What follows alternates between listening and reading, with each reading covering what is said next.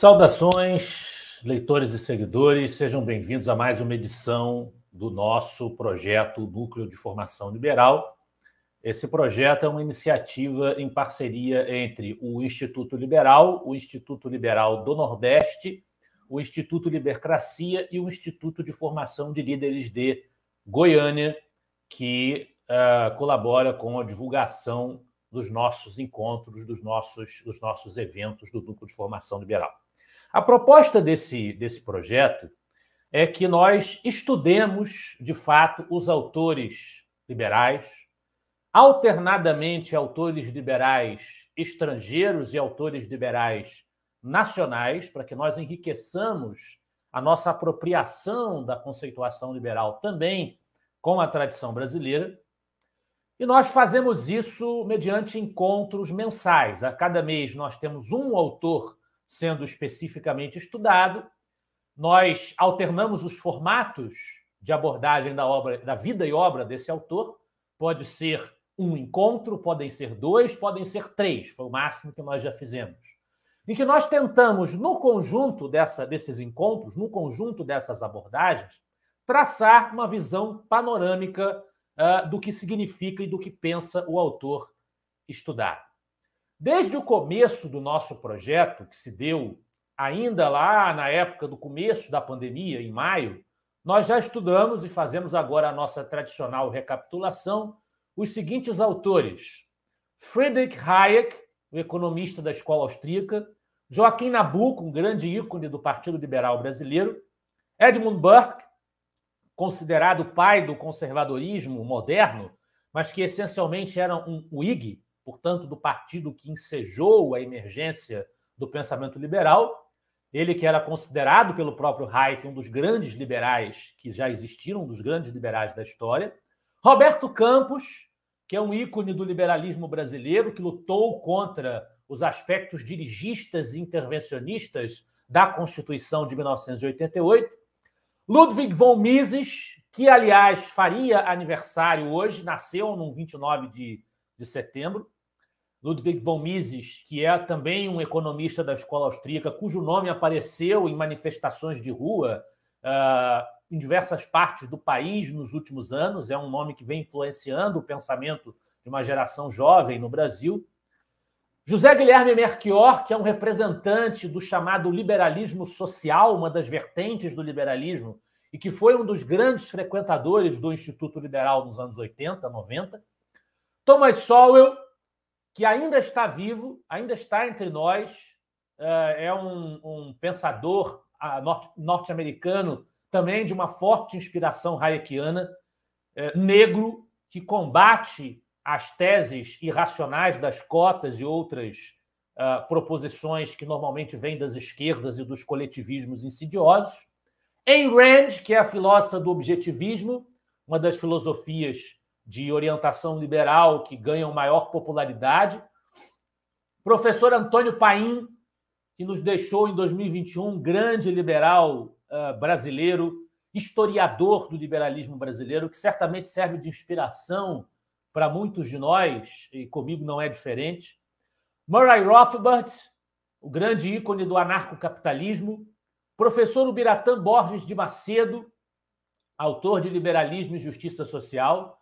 José Ortega y Gasset, o grande liberal espanhol que criticou o fenômeno do que ele chamou de rebelião das massas. José Oswaldo de Meira Pena, um liberal conservador que também frequentava os círculos do Instituto Liberal, embaixador e um grande nome também do liberalismo brasileiro. John Stuart Mill, que foi uma figura que inspirou intelectualmente a tradição do liberalismo social no Reino Unido. Tavares Bastos, que foi o grande defensor da descentralização política e administrativa no cenário brasileiro, um dos personagens principais da tradição lusia do Partido Liberal brasileiro. Milton Friedman, o grande ícone da Escola de Chicago, um economista que promoveu a liberdade econômica ativamente através da televisão, o autor do Capitalismo e Liberdade. Rui Barbosa, a Águia de Aia, uma das figuras mais importantes da cultura brasileira, da história política e intelectual brasileira, respeitada internacionalmente, que também foi do Partido Liberal. oscilou do ponto de vista econômico nas suas concepções liberais, mas também foi do Partido Liberal. John Locke, o grande filósofo britânico, que é considerado o marco inaugural, o patriarca da tradição liberal, tal como ela é modernamente conhecida. O Visconde de Uruguai, que representava, por outro lado, o Partido Conservador no Império, mas que também se baseava na literatura liberal, na tradição de Tocqueville, dos liberais doutrinários franceses. Adam Smith, naturalmente, o clássico da economia inglesa, que defendeu que a riqueza das nações viria da troca, viria do comércio, viria da abertura comercial e não do mercantilismo, da posse de metais preciosos, como se acreditava anteriormente. O Frei Caneca, que representa no cenário brasileiro a tradição do liberalismo radical e, portanto, foi um dos líderes da Confederação do Equador, da Revolução Pernambucana de 1817. O próprio Tocqueville, um dos grandes liberais franceses, que foi responsável por uma das mais argutas análises do processo de crescimento da democracia e que reconheceu a inevitabilidade da democracia.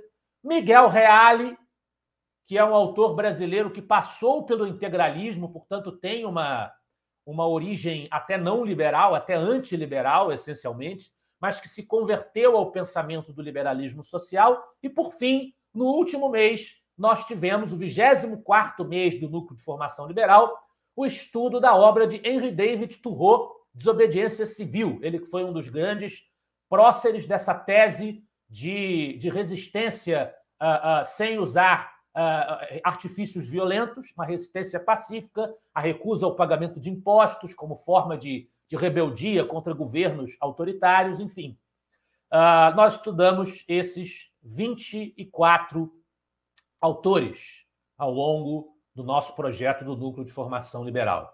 O nosso estudo sempre é feito através de uma palestra, de uma relatoria, em que alguém fala, seja alguém de dentro dos institutos membros, seja um convidado, alguém fala para o público durante 30, 40 minutos ou 1 hora, o tempo que for adequado àquele tema específico, àquele momento específico, com base em um ou mais textos de referência que permitam compreender o pensamento daquele autor estudado.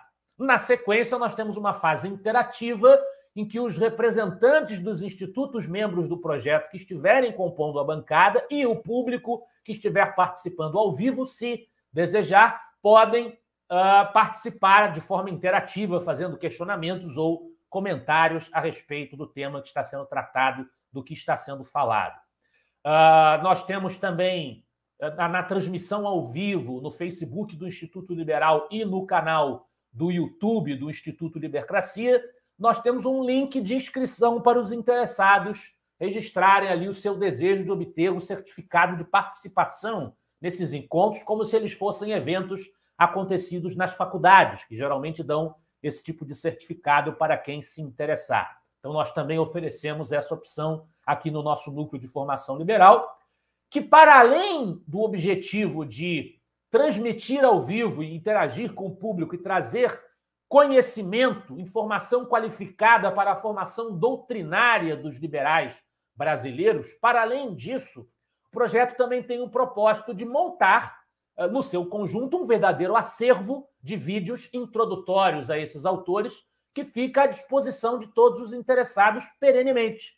Então, nós temos aí já, para quem acompanhou essa recapitulação que nós fizemos, 24 autores que nós já estudamos, autores essenciais da história da tradição liberal. Só que nesse mês de setembro, que nós estamos encerrando agora, e literalmente este é o segundo e último encontro do mês de setembro do Núcleo de Formação Liberal, nós resolvemos fazer diferente, começar a fazer uma coisa diferente no nosso projeto. Em vez de um autor específico, no nosso Núcleo de Formação Liberal de setembro, nós estamos estudando e terminaremos hoje de estudar um tema geral que tem a sua interface com o liberalismo e que permite que nós estudemos e passemos por alguns autores de referência da tradição liberal, mas um tema geral que nós nos propomos a discutir. O tema do nosso núcleo de formação liberal de setembro está sendo o liberalismo na independência do Brasil. Nós estamos em 2022 completando 200 anos do episódio histórico da nossa independência. Portanto, nós achamos que seria de bom alvitre, seria interessante para o núcleo de formação liberal que nós estudássemos nesse mês de setembro a influência e a presença do pensamento liberal, o que o liberalismo tem a ver com a independência do Brasil. Já que muitos dizem que não tem relação nenhuma, que nós tivemos aqui uma mímica do liberalismo, que foi um processo falsário. Então, o objetivo é discutir com quem nos acompanha o significado do liberalismo na independência do Brasil. No primeiro encontro do nosso núcleo de formação liberal de setembro, que foi no último dia 20 de setembro, nós tivemos aqui conosco o professor Guilherme Diniz, abordando o tema, o liberalismo na independência do Brasil, com base nos textos acadêmicos, a independência do Brasil como uma revolução, história e atualidade de um tema clássico, do João Paulo Pimenta, o lugar do liberalismo no Brasil do século XIX, do Lucas Flores Vasques, e aspectos e dimensões sobre a história e a historiografia do processo de independência política do Brasil, Estado da Arte, de Geisa Maria Brito e Fernando Lobo Lemes. Hoje, no nosso segundo encontro, eu serei o relator, o expositor da noite, e a ideia é que eu pincele um pouco, trazendo e realçando esse aspecto da influência do liberalismo no processo, qual o lugar do liberalismo no processo, eu pincele um pouco do conteúdo do meu livro, Os Fundadores, o projeto dos responsáveis pelo nascimento do Brasil. Infelizmente, até o momento, nós tivemos aí problemas de todos os nossos representantes da bancada dos outros institutos, de maneira que, a não ser que algum dos nossos amigos apareça, estarei aqui num voo solo. Então, farei apenas realmente a palestra sobre o livro, o conteúdo do livro e a presença do liberalismo. Se um dos nossos amigos aparecer, nós passamos a fase, na sequência, a fase interativa. Se não, espero que vocês tenham a paciência e a indulgência de acompanharem as minhas chatices e de aturarem o meu discurso ao longo do nosso encontro de hoje.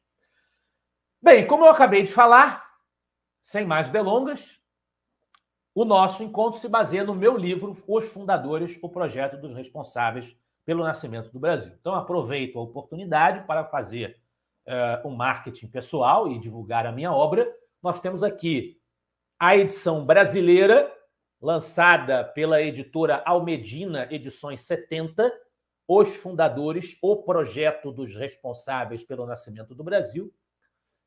E nós temos também a edição portuguesa, que foi lançada nesse ano de 2022, literalmente para as celebrações do bicentenário da independência. Esse livro tem prefácio do professor Rafael Nogueira, que é um estudioso, um historiador estudioso da história do Brasil, especialista na história do Brasil, particularmente vida e obra de José Bonifácio, que é um dos personagens que, inevitavelmente, eu abordo no meu livro. E esse livro, como eu disse, foi lançado nos dois maiores países de língua portuguesa. Foi lançado no Brasil e em Portugal. Chegou a ser divulgado num programa da televisão portuguesa pelo Pedro Mexia, que é conselheiro cultural do governo português. E é um trabalho que procura apresentar o processo de independência do Brasil à luz dos personagens que o constituíram. Porque boa parte do meu trabalho tem sido, nas minhas obras, nos meus livros, tem sido focado numa abordagem de trazer as ideias, é um trabalho de história das ideias, mas trazer as ideias associadas aos personagens que as defenderam e as sustentaram. Porque existe uma lamentável tendência na historiografia, no pensamento, na intelectualidade contemporânea, de atribuir tudo o que acontece, de supervalorizar como causa dos acontecimentos e dos fenômenos históricos e sociais, os coletivos, os fatos, os acontecimentos, os fenômenos, ideias abstratas, a burguesia, o proletariado, num linguajar especificamente marxista. E não os indivíduos. Realçar a presença dos indivíduos na história é visto hoje, por muitos, como uma questão oficialesca, uma postura retrógrada, uma postura de enaltecer heróis de forma vazia, sem que efetivamente se adote perante esses heróis ou esses personagens uma postura crítica. Considera-se que enaltecer o valor da personalidade humana seria uma atitude obscurantista, uma atitude que já deveria ter sido considerada ultrapassada pelo pensamento humano. E eu discordo. Eu acho que o indivíduo tem importância, tem uma grande importância, e essa é exatamente a mentalidade liberal, de que o indivíduo pode fazer a diferença, e, portanto, as personalidades humanas que marcaram as passagens históricas merecem ser realçadas. E é perfeitamente válido e até necessário para a construção da imaginação moral da sociedade que nós enalteçamos os valores dessas figuras, que nós reconheçamos o quanto elas valem, o que de bom elas fizeram, o que deixaram de contributos positivos na trajetória das comunidades políticas das quais fizeram parte. Isto de maneira nenhuma significa adotar uma postura hagiográfica. De maneira nenhuma significa considerar que essas personalidades sejam santas, que elas sejam perfeitas, que elas tenham ultrapassado a natureza humana. De maneira nenhuma significa elegê-las como ícones a serem colocados em um pedestal, como se não tivessem cometido erros. Seria um absurdo partir desse princípio se nós analisarmos com honestidade intelectual as biografias dos personagens que eu analiso nesse livro. Evidentemente, eles cometeram, todos eles, muitos erros. Todos eles têm os seus profundos defeitos. Mas dos defeitos não se deve inferir que nós devamos cerrar os olhos para as grandezas que eles representaram. Justamente por serem humanos, falhos, e ainda assim terem conseguido grandes realizações, é que as personalidades da nossa história mais merecem ser admiradas, superando, enfrentando as suas limitações, as suas imperfeições, para ainda assim deixar legados que as gerações posteriores poderiam reconhecer, poderiam louvar, em que elas se poderiam apoiar positivamente para construir o caminho do futuro. Então, o livro ele parte desse princípio de observar a história da independência do Brasil através dos personagens que fizeram essa independência e o critério de escolha desses personagens que seriam analisados no livro é um critério que perpassa o período histórico da década de 1820 entre o período joanino, o final do período joanino, que precisa ser ressaltado, porque foi no período joanino, o período da presença de Dom João VI no Brasil, ainda como rei de Portugal e Algarves, Brasil, Portugal e Algarves, do Reino Unido de Brasil, Portugal e Algarves. Foi no período joanino que as instituições brasileiras foram mais adequadamente dispostas para que se criasse, sobretudo na elite brasileira, mas na sociedade brasileira como um todo, um senso de autonomia, um senso de que existe algo nessa região que é autônomo, que não depende forçosamente da autoridade portuguesa. Até porque, naquele período, o rei estava entre nós. O Brasil estava até numa condição muito melhor do que a condição do próprio Portugal. Então, é preciso partir do período joanino, depois, os acontecimentos da Revolução do Porto de 1820 e da própria independência em 1822, finalizando a sequência da trajetória que eu construo no meu livro com as batalhas da independência, que muita gente esquece que aconteceram. Que a independência do Brasil não se deu de forma pacífica, absolutamente. Não foi uma coisa absolutamente tranquila e que sangue não tenha sido vertido. Foi preciso que muitos brasileiros, na época portugueses do Brasil, né, morressem para que o processo de independência fosse consolidado no Brasil. Principalmente nas regiões Norte e Nordeste, também no Sul, na Batalha da Cisplatina, que não é tão lembrada, tão destacada, porque a Cisplatina já não mais faz parte do Brasil. Ainda no primeiro reinado, o Brasil perdeu esse território que se transformou no Uruguai. Mas houve grandes heróis e mártires no processo de independência do Brasil em 1823 e, portanto, essas batalhas também precisam ser lembradas. E o meu livro faz questão de realçar esse episódio como o final desse processo de independência. Outros autores, nos quais, inclusive, eu me inspiro na construção desse pequeno livro, a exemplo de Otávio Tarquínio de Souza, que escreveu o grande clássico da história dos fundadores do Império do Brasil, vão mais adiante. E na introdução do meu livro, eu discuto essa questão. Poderia haver uma outra lista de fundadores do Brasil. Poderíamos dilatar a fundação do Brasil no tempo. E isto faria até sentido, uma vez que, logo após a independência, nós temos o período tumultuado do primeiro reinado, Dom Pedro I abdica e o país entra numa situação de profunda crise, inclusive para a manutenção da sua integridade territorial. Começam a estourar revoltas nos diversos estados, que na época eram chamados de províncias, que poderiam ter levado à consequência da fragmentação do território, à consequência da divisão do país e do alastramento de diversas pequenas repúblicas. Isso poderia ter acontecido.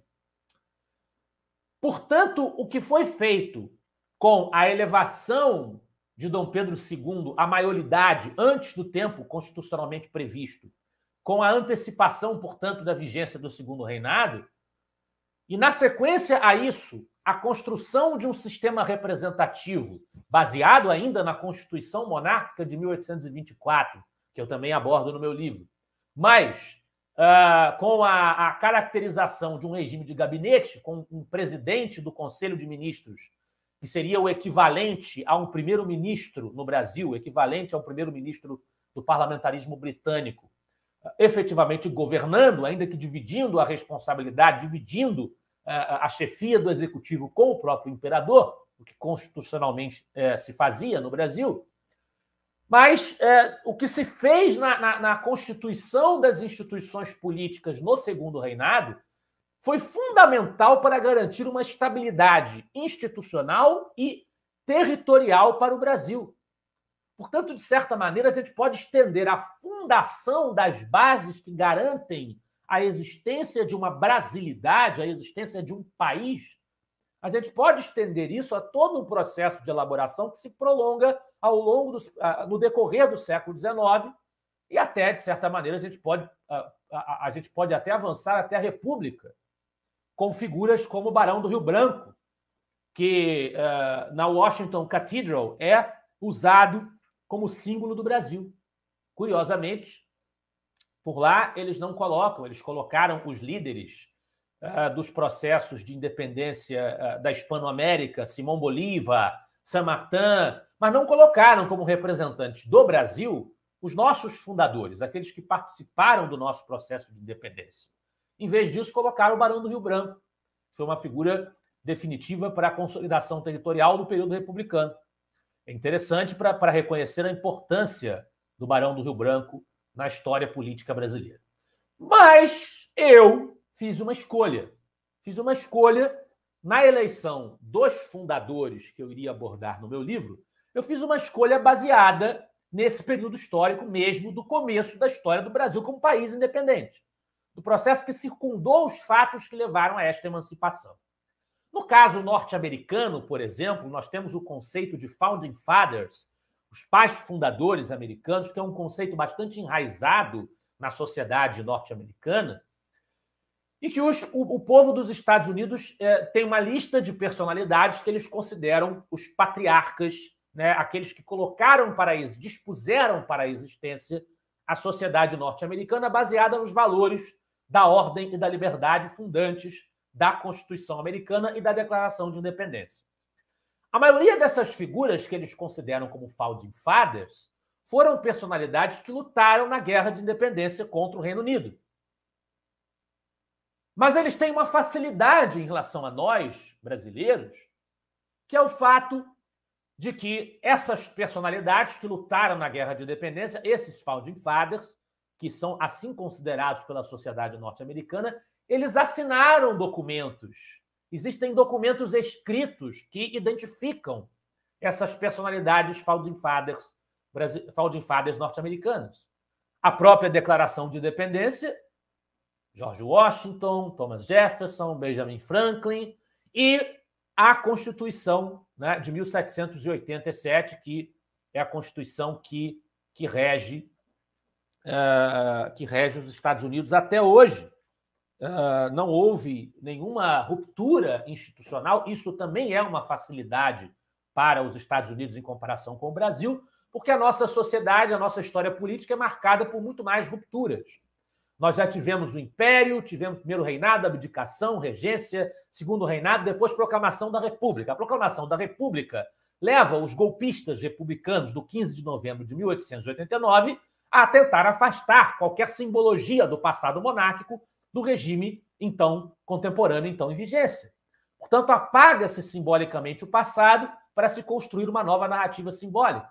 Mas mais adiante, nós ainda temos, depois da República da Espada e da República Oligárquica, que são as duas etapas da República Velha ou Primeira República, nós temos a Revolução de 30. E aí, depois da Revolução de 30, Getúlio Vargas estabelece a ditadura do Estado Novo. Percebam, tudo novo.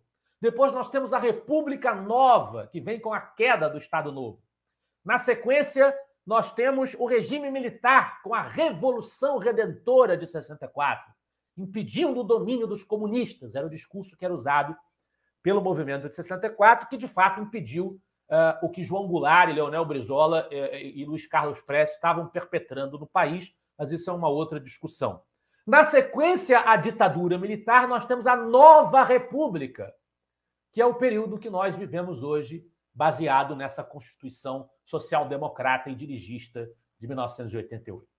Então, nós passamos por muitas constituições e muitas rupturas políticas. Os Estados Unidos conseguiram manter o seu regime de maneira perene, até hoje, apenas fazendo emendas ao mesmo texto constitucional que eles adotaram em 1787.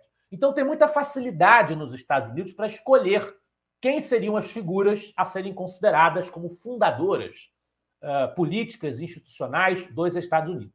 É mais fácil por lá. E mesmo assim, como bem registra o professor Rafael Nogueira no seu prefácio ao meu livro, mesmo assim, trava-se discussão nos Estados Unidos sobre quem são os founding fathers. Mesmo assim, existem pessoas que colocariam fulano e não colocariam cicrano. E isso gera debates por lá. Mesmo lá há discussão. O professor Rafael Nogueira comenta, por exemplo, o panteão dos fundadores pode e deve continuar a ser discutido, como sempre fazem os americanos, indecisos sobre o lugar que devem ocupar um Thomas Paine e uma Abigail Adams, e se redescobrindo pela lembrança dos esforços e desvelos de um Alexander Hamilton. Então, sempre a questão vai ficar em aberto. Quanto mais no Brasil, onde não existiu na nossa independência um documento escrito e assinado pelas figuras que participaram do processo. Até porque o Brasil era uma nação majoritariamente de analfabetos. Então, o texto escrito não tinha a mesma importância que teria para a sociedade norte-americana. Mais importante para nós foi o símbolo em torno do qual a independência se fez, que era a coroa dos Bragança, permanecendo a autoridade dinástica nas mãos de Dom Pedro de Orleans, o Dom Pedro I. Para os portugueses, Dom Pedro IV, como ele vem sendo, inclusive, lembrado quando os portugueses estão comentando o processo de independência do Brasil por ocasião deste bicentenário. No entanto, na opinião do Rafael Nogueira, eu, modestamente, acertei na recuperação do tema dos fundadores do Brasil, driblando grandes dificuldades, porque escolhi um critério de escolha que tem a sua coerência e que se concentra efetivamente, ao contrário do que faz o Otávio Tarquínio de Souza, que vai até o segundo reinado e que, portanto, coloca alguns dos chamados liberais moderados da regência como figuras fundadoras do Brasil, Evaristo da Veiga, Bernardo Pereira de Vasconcelos, Diogo Feijó, que foi o regente da regência una durante o período regencial, e eu não faço nada disso. Explico na introdução do livro, o meu critério é Reino Unido, independência propriamente dita, batalhas para consumar a independência em 23. A partir do momento em que, em 23, nós temos a vitória final contra as tropas portuguesas, eu considero que o Brasil está fundado. Mas, evidentemente, do ponto de vista das suas instituições e do enraizamento, da solidificação das suas instituições, ainda existia um longo caminho a percorrer, também para a formação de um sentimento de brasilidade, de nacionalidade mais forte. Evidentemente, ainda havia um longo caminho a percorrer. Não foi uma coisa que aconteceu apenas ao longo de uns 10 anos. É um processo que perdura, de certa maneira, até hoje está em discussão a nossa nacionalidade. Mas eu considero perfeitamente adequado e pertinente, do ponto de vista metodológico, escolher como fundadores as figuras que atuaram nesse recorte histórico. Duas dessas figuras, a narrativa historiográfica tradicional já reconhecia comumente como fundadoras do Brasil. O imperador, Dom Pedro I, e o patriarca da independência, que é José Bonifácio de Andrade e Silva.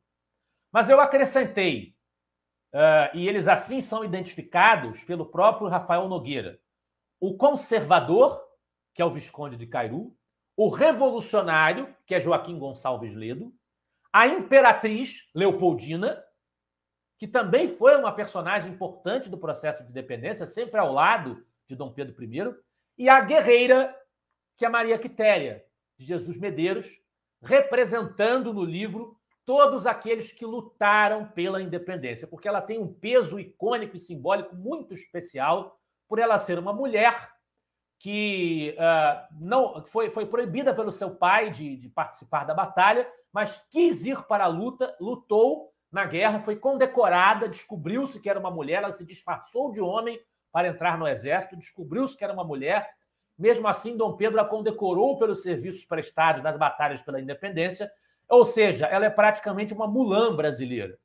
E é um ícone das batalhas na Bahia, nas festividades de 2 de julho, quando os baianos celebram a data magna do seu estado, que é também uma data magna nacional, porque foi um dia que terminou a batalha na Bahia e, portanto, efetivou-se em todo o território nacional a independência do Brasil. Foram os baianos que conseguiram isso. Eles sempre lembram a figura de Maria Quitéria, é um símbolo daquele processo de batalha e, portanto, considerei adequado escolhê-la para ser a protagonista desse último capítulo do livro. Então, esses 6 personagens, Bonifácio, Dom Pedro, Leopoldina, Cairu, Ledo e Quitéria, esses 6 personagens são os 6 capítulos que compõem o meu livro. Evidentemente, há outros personagens que também tiveram seu peso na participação política nacional, e eu abordo esses personagens no livro, lateralmente, sem um capítulo para chamarem de seus. O próprio Rafael Nogueira também reconhece isso no prefácio, mas eles aparecem. Né? O José Clemente Pereira, que foi parceiro do Joaquim Gonçalves Ledo, por exemplo, o Marquês de Caravelas, que é um dos grandes responsáveis pela redação da Constituição de 1824, todos esses personagens aparecem ali no meu livro. E, evidentemente, o próprio monarca Dom João VI. Sem Dom João VI não haveria essa história toda de independência do Brasil. Ele é também um fundador do Brasil. Mas eu entendi, como também o Otávio Tarquino de Souza também parece ter entendido, porque também não colocou Dom João VI na sua lista. E, embora eu faça no meu livro uma grande abordagem sobre Dom João VI, baseada no clássico de Oliveira Lima sobre Dom João VI, que recomendo a todos que leiam, seria um contrassenso colocar o rei de Portugal, por ocasião da separação política entre Brasil e Portugal, como founding father, como pai fundador do Brasil. Seria um contrassenso. Portanto, fiquei com esta lista que, efetivamente, na minha opinião, representa bem os pilares do processo de independência do Brasil. Quero agradecer aqui o Janker Zimmer, que está nos assistindo, já escreveu vários artigos para o Instituto Liberal, está dizendo que eu sou um dos principais expoentes do liberalismo no país, na América do Sul. Bondade sua, Janker, obrigado pela audiência. Então, eu acredito que esses personagens que eu elenquei representam bem a essência do processo. O que eu me ponho a fazer a partir de agora é explicitar qual é o papel do liberalismo no pensamento de cada um desses personagens, de maneira sucinta, mas antes eu descrevo o processo de independência do Brasil para aqueles que, porventura, vejam utilidade em uma apresentação sintética do processo, uma apresentação resumida do processo. Nós temos, como nós aprendemos no colégio, inclusive isso, nós temos as invasões napoleônicas, Napoleão Bonaparte ordenando que as tropas francesas invadissem o território português, e a corte portuguesa, concretizando uma ideia, um planejamento que já estava em curso há muito tempo, já havia essa discussão, já existia em Portugal, já havia essa possibilidade. Dom João VI aproveitou o momento para executá-la, mudou-se, portanto, a corte, fugindo, escapando da invasão francesa, mudou-se de Portugal para o Rio de Janeiro, mudou-se de Portugal para o Brasil. Alojou-se a corte portuguesa no centro da maior vastidão territorial do seu império ultramarino. Com o tempo, Dom João VI criando instituições no território da América Portuguesa, no território brasileiro, instituições, a Biblioteca Nacional, enfim, Banco do Brasil, uma série de instituições que emancipariam institucionalmente o Brasil, criariam um senso de autossuficiência no nosso território, abrindo os portos às nações amigas para que o Brasil pudesse comercializar com outras nações e não ficar na dependência do exclusivismo comercial com os portugueses. Dom João VI acabou criando uma atmosfera que permitiu que o Brasil fosse elevado ao status de Reino Unido, em vez de apenas uma colônia, um estado subjugado à metrópole portuguesa. Passou a haver um Reino Unido de Portugal, Brasil e Algarves, assim como existe um Reino Unido britânico até hoje, né? O Reino Unido, Grã-Bretanha, Irlanda, passou a haver um Reino Unido no cenário do Império Ultramarino Português. Ao mesmo tempo em que isso acontecia, uma parcela significativa da nossa elite política estudava na Universidade de Coimbra, que foi fortalecida pela gestão do Marquês de Pombal, uma das lideranças políticas mais importantes no reinado de Dom José I.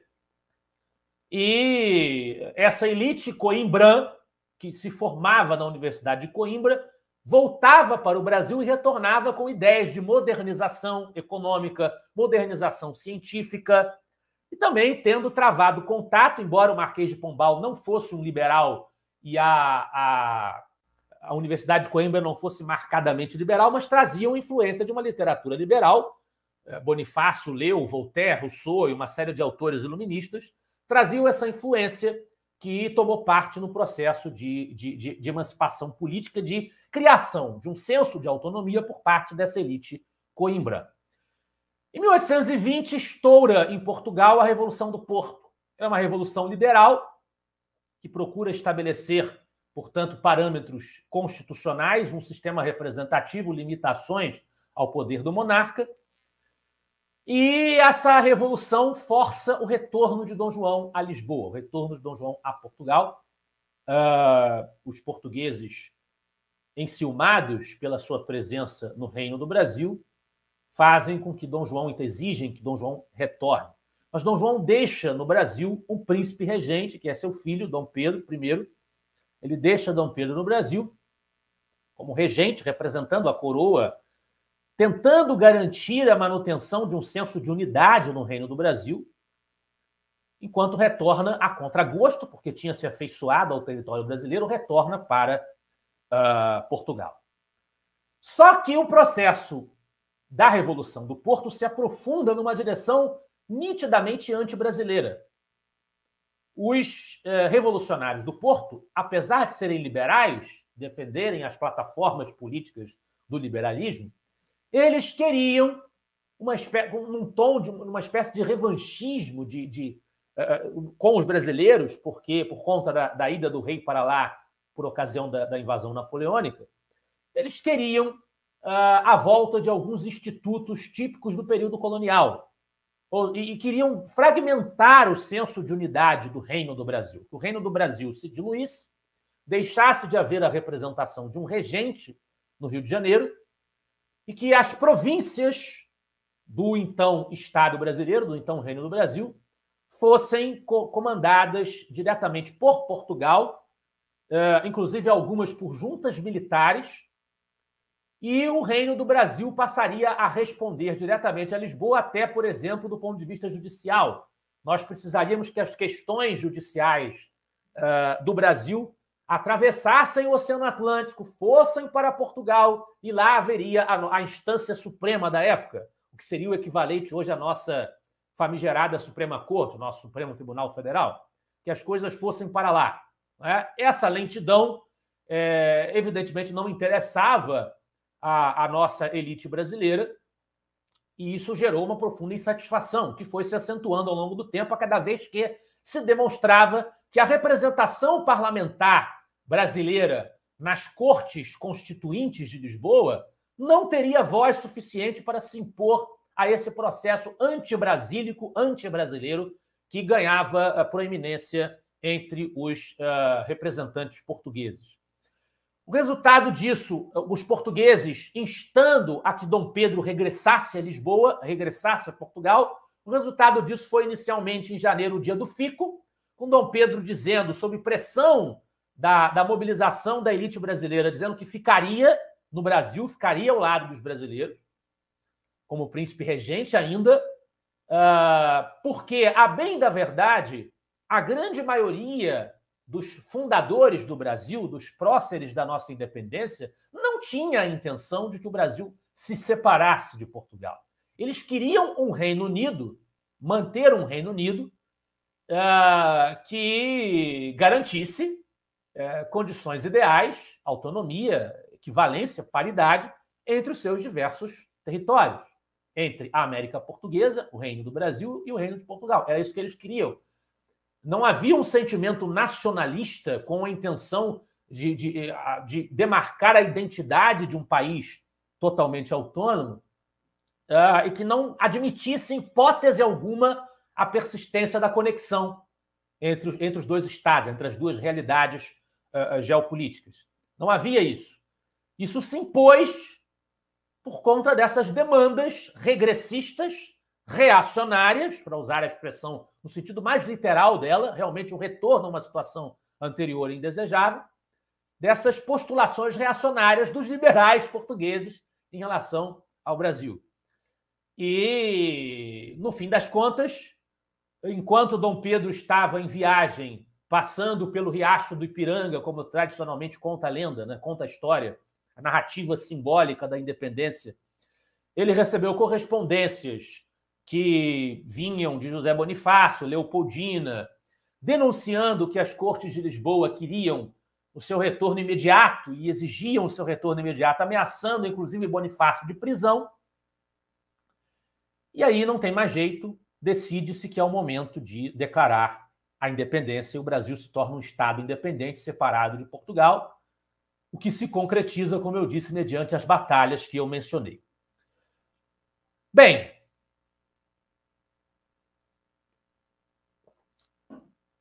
a presença do liberalismo nesse processo, ela já é inquestionável, a começar pelo fato de que o estopim para que esse processo fosse disparado, para que isso tudo acontecesse, foi uma revolução liberal. Foi a Revolução Liberal do Porto.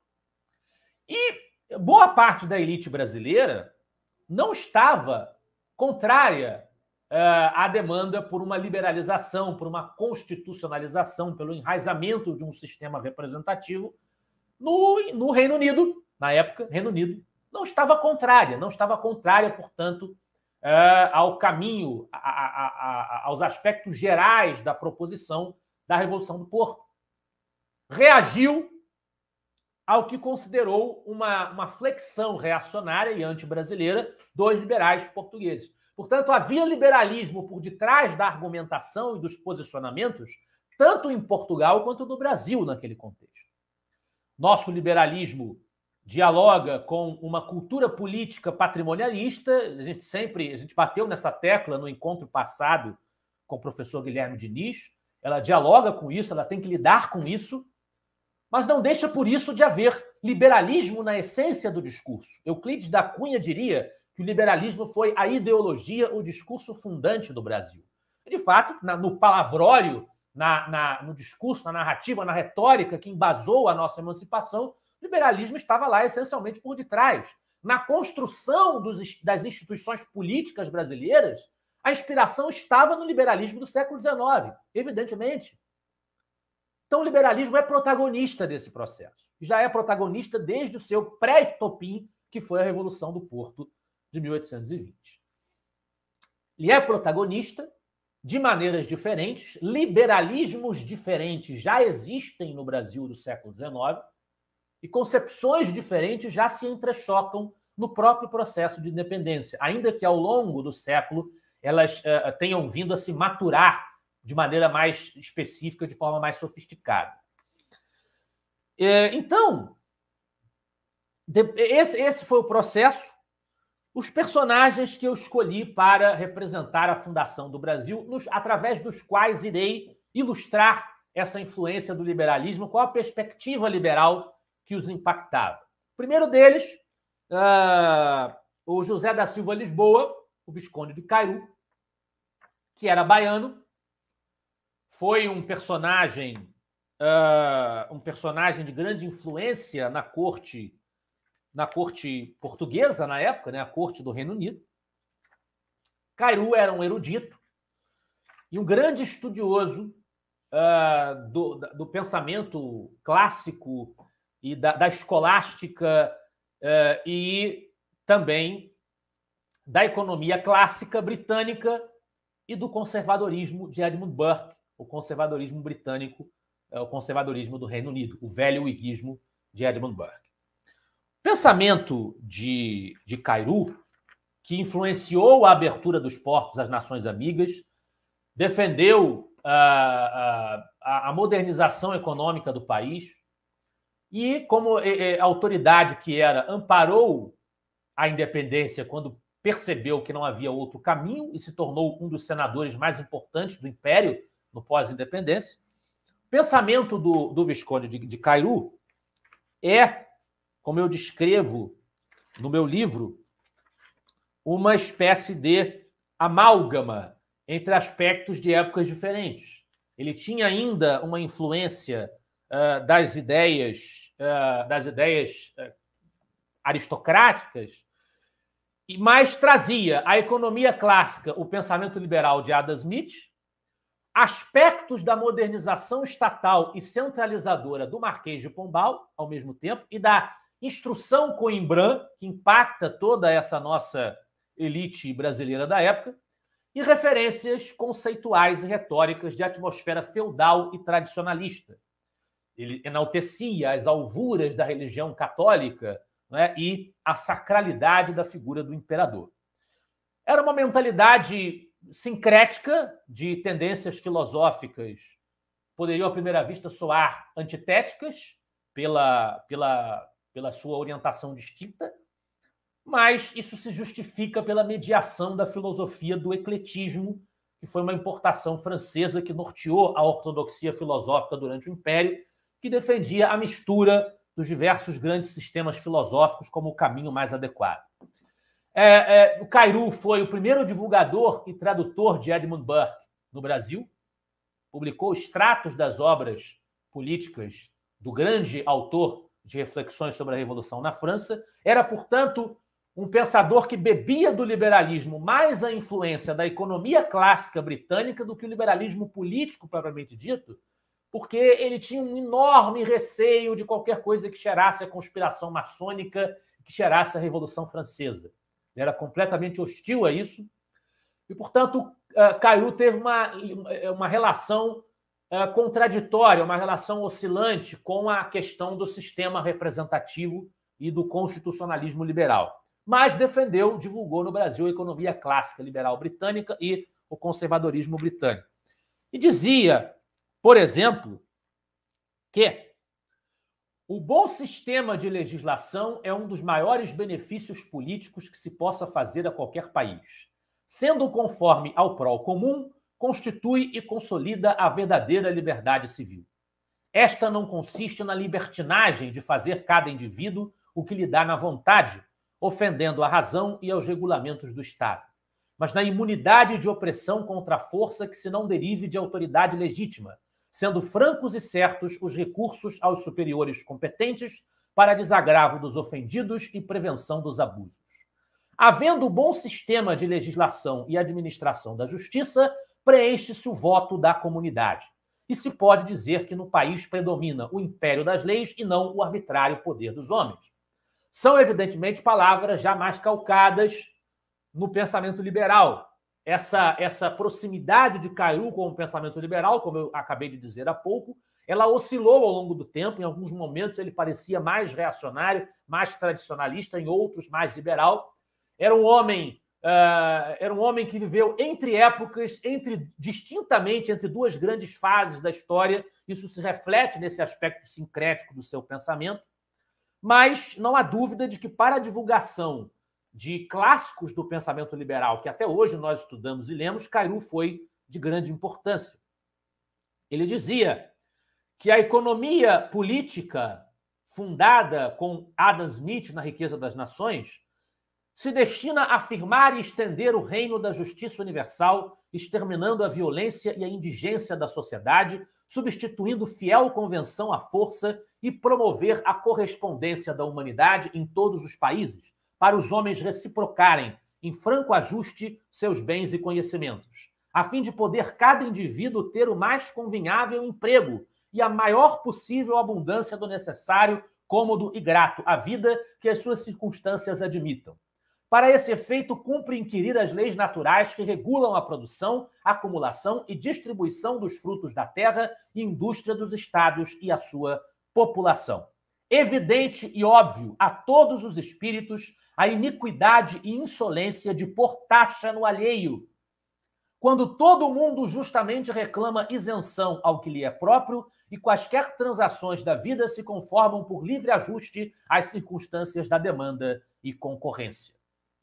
Também Cairu desejou o progresso da manufatura, o progresso da indústria, permitido desde que a indústria nacional foi liberada a partir de 1808, portanto, Dom João VI, das proibições à sua instalação. Qualquer fábrica na América Portuguesa antes era proibida, excetuando-se as de tecido grosseiro. Sustentou a concessão de benefícios de incentivo a todos que instalassem grandes máquinas e manufaturas no país, desde que não se transformassem essas fábricas em monopólios. Mas o Cairu acreditava, aí eu já citando a mim mesmo, Cairu acreditava que tudo deveria se processar gradualmente e naturalmente, não impondo ao país uma vocação que ainda não tinha desenvolvido pelas condições específicas de sua economia. Cairu acreditava que o Brasil ainda teria na agricultura por muito tempo a sua maior força. A real procura por um serviço ou produto, a seu ver, aí eu cito Cairu, supõe não um desejo vago e ainda real carência de quaisquer indivíduos a respeito de uma coisa, mas a faculdade de pagar o seu preço natural. E se falta esta faculdade, ninguém trabalhará, nem empregará fundo para satisfazer de mero obséquio os gostos, os desejos e ainda as precisões dos que demandam qualquer produção da natureza e arte. Para que o Brasil efetivamente desse um salto que precisava dar, Cairu também defendia a necessidade do fim da escravidão. Então, era um desses fundadores do Brasil que, desde aquele momento, embora a abolição só se tenha concretizado em 1888, já falava na importância de emancipar os escravos. Já José Bonifácio tinha uma visão bem menos tradicionalista do que a visão de Cairu, e ele foi também o patriarca da independência, recebe esse título, está no livro dos Heróis da Pátria, embora ultimamente isso não signifique grande coisa, considerando-se as companhias que ele tem naquele livro, mas José Bonifácio é um personagem mais conhecido de todos nós do que o Cairu, mais conhecido inclusive em Portugal, como comentou o Pedro Mexia quando ele abordou o meu livro lá no programa em Portugal, na televisão portuguesa. Ele é mais conhecido e, de fato, foi uma liderança proeminente no processo de independência do Brasil. Também representava essa elite coimbrã que marcou aquele processo de independência e era, como acabei de dizer, mais hostil, não era tão tradicionalista quanto o Cairu. Mas o Bonifácio também, nas influências iluministas e liberais que ele tinha, de fato tinha, marcadamente de Voltaire, ele leu Voltaire, leu Rousseau, tinha algum interesse pela obra dos dois, mas o que mais o influenciou foi o Voltaire, o Bonifácio também tinha, assim como o Cairo, uma fortíssima prevenção da Revolução Francesa, da possibilidade de irromper-se um cenário de revolução abstratista e radical. E ele não gostava dessa perspectiva, e por isso o Bonifácio acreditava, no momento da independência, que era mais importante reforçar a autoridade do imperador para garantir que a tessitura social não se diluísse, não se dissolvesse, e que a integridade territorial fosse mantida, para garantir a paz no Brasil, do que a implantação, por exemplo, de uma Constituição. Por isso, Bonifácio hesitou diante do processo constituinte. Isso foi uma das razões da sua divergência com os maçons fluminenses, que queriam a Constituição já imediata. Chegou-se a um meio termo entre os dois, acabou sendo feita a Constituinte, mas essa Constituição passou por órgãos que já existiam, que serviram de uma espécie de intermediação na hora de escolher as pessoas que iriam participar dessa Constituição. Houve todo um cuidado que serviu de ponto de intermediário entre as intenções andradinas e as intenções dos maçons fluminenses. E Bonifácio acabou se curvando a este andamento dos fatos e participando, inclusive, da Assembleia Constituinte de 1823, que terminou mal. A gente não vai aprofundar essa história, mas terminou mal. Ele, inclusive, se exilou, o próprio Bonifácio se exilou, mas a Constituição de 1824 resgatava, ela preservava a essência do que havia sido discutido na Assembleia de 23. Não obstante o liberalismo de Bonifácio fosse um liberalismo mais voltairiano, e vale lembrar que Voltaire conviveu relativamente bem com o chamado despotismo esclarecido, apesar de ele defender teses iluministas, liberdade de expressão, tolerância religiosa, era um liberal profundamente anticlerical, profundamente hostil à Igreja Católica, ao cristianismo, Voltaire. E Bonifácio também faz muitas críticas à Igreja brasileira, ao sacerdócio brasileiro, não tinha uma relação boa com o campo religioso da religião oficial do Estado brasileiro na época. Então, esse liberalismo voltairiano do Bonifácio fazia com que ele não tivesse, não visse nas instituições liberais, na implantação das instituições liberais, um senso de urgência que outros liberais viam. O que não significa que ele fosse antiliberal. Ele não era antiliberal. Mas ele acreditava que a realizar-se uma Assembleia Constituinte naquele momento, naquele estado de desenvolvimento da sociedade brasileira, que para ele era um estado de desenvolvimento extremamente precário, haveria o risco de nós incorrermos em profundas demagogias e sair uma Constituição mais próxima ao jacobinismo francês do que qualquer outra coisa. Ele temia isso, portanto, ele teve as suas hesitações. Mas é o mesmo Bonifácio que diz, por exemplo, que um Estado deveria observar, para ser capaz de se manter e de se conservar, os seguintes princípios: observância das leis e a letra, império da lei, antes diminuí-las que aumentá-las,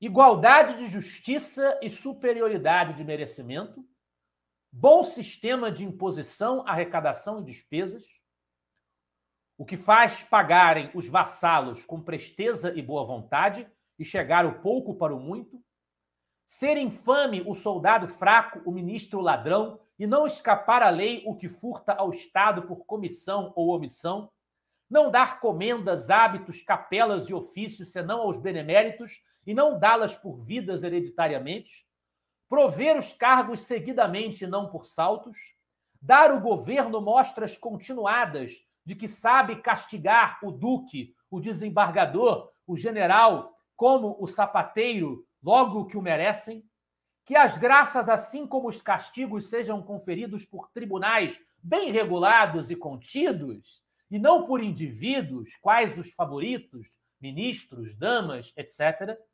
Liberdade da imprensa só sujeita à lei ex post facto, depois do fato, porém não ante factum, antes do fato, liberdade pessoal sagrada, direito de propriedade sagrado, procurar estar em paz com todos e pronto a fazer guerra a qualquer, se necessário, não fiar negócios de potros, de que se não sabem as manhas, nem de velhos que já estão caducos, folgar de saber tudo, mas não intentar tudo. E a gente, lendo essa lista e pensando no Brasil de hoje, é uma tristeza, dá uma tristeza, né? Porque o que Bonifácio diria dos critérios dele sendo atendidos pela sociedade brasileira contemporânea? De todo modo, era um autor que se preocupava muito mais com o aspecto sociológico do que com o aspecto do liberalismo político e até econômico. A bem da verdade, o Bonifácio não tinha esse aprofundamento no liberalismo econômico, na economia inglesa, como tinha o Cairu, né? A ótica dele era muito mais outra.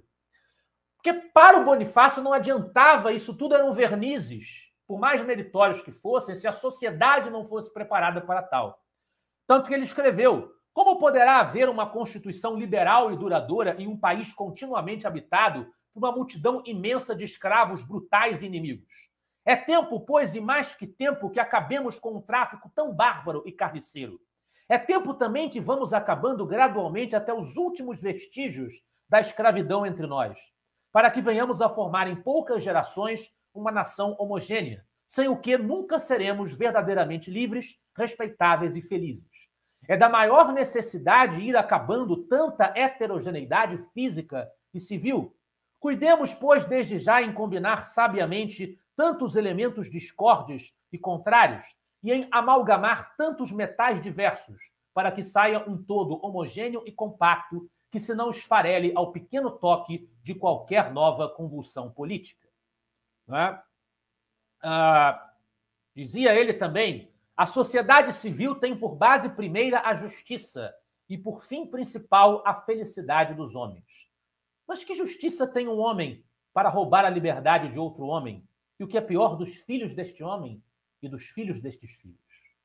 Mas dirão talvez que se favorecerdes a liberdade dos escravos será atacar a propriedade dos donos de escravos, naturalmente.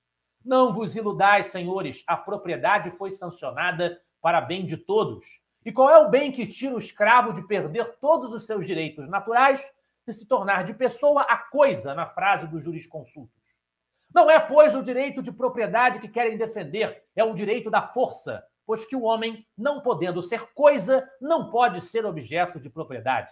Se a lei deve defender a propriedade, muito mais deve defender a liberdade pessoal dos homens, que não pode ser propriedade de ninguém sem atacar os direitos da providência que fez os homens livres e não escravos, sem atacar a ordem moral das sociedades, que é a execução estrita de todos os deveres prescritos pela natureza, pela religião e pela sã política.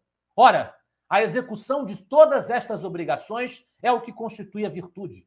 E toda legislação e todo governo, qualquer que seja a sua forma, que a não tiver por base, é como a estátua de Nabucodonosor, que uma pedra desprendida da montanha a derribou pelos pés. É um edifício fundado em areia solta, que a mais pequena borrasca abate e desmorona. Então, para ele, esse era o aspecto central da sua preocupação, que não foi atendido pelas elites brasileiras, é verdade. O luxo e a corrupção nasceram entre nós antes da civilização e da indústria.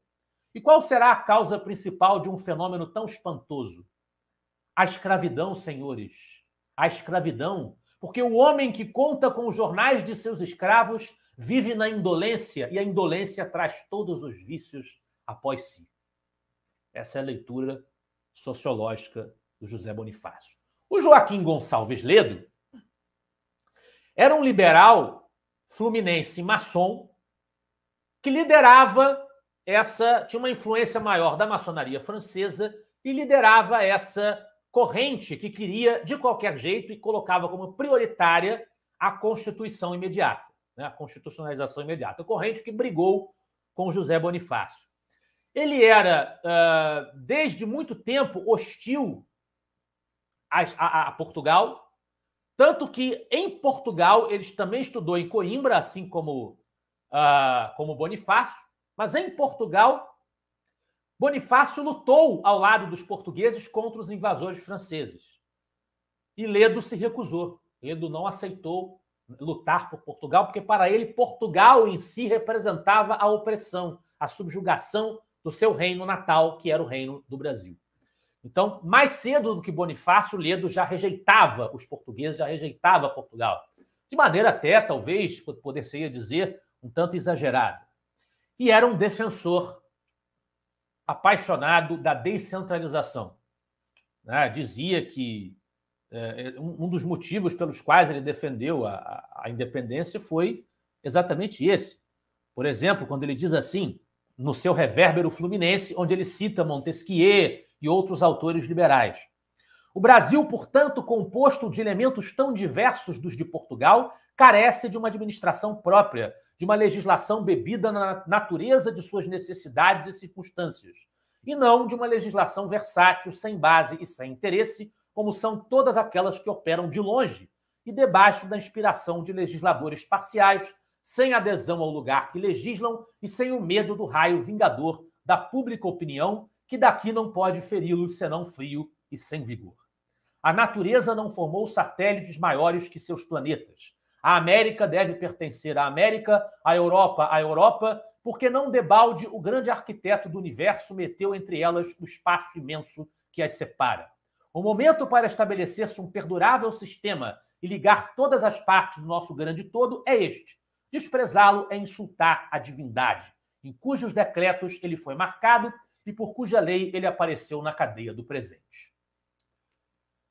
Dom Pedro I, o outro fundador central, sem o qual a independência não se daria da forma por que se deu, porque ela se deu em torno da sua autoridade simbólica, como herdeiro dinástico dos Bragança, também era influenciado pelo liberalismo e era, inclusive, rejeitado na nobreza tradicional europeia por conta disso.